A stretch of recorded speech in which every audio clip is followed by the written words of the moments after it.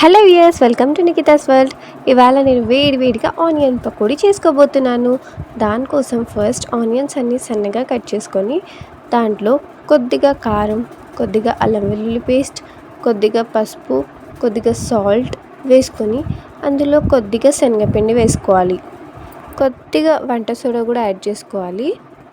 And ఇప్పుడు దాన్ని water వేసుకోకుండా మంచిగా మిక్స్ చేసుకోవాలి. ఆనియన్ నుండి వచ్చే వాటర్తోనే అది మంచిగా మిక్స్ అయిపోతుంది. ఒక 2 మినిట్స్ అలా మంచిగా మిక్స్ చేసి ఒక 15 మినిట్స్ పక్కన పెట్టుకోవాలి. తర్వాత వేడిగా హీట్ చేసుకున్న ఆయిల్లో మనం సపరేట్ అంటే విడివిడిగా వదులుకోవాలన్నమాట.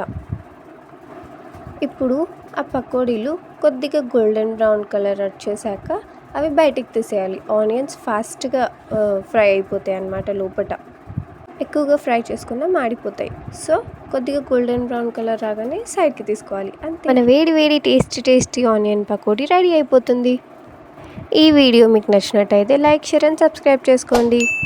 కమెంట్ చేయడం మర్చిపోకండి. Thank you for watching. Bye.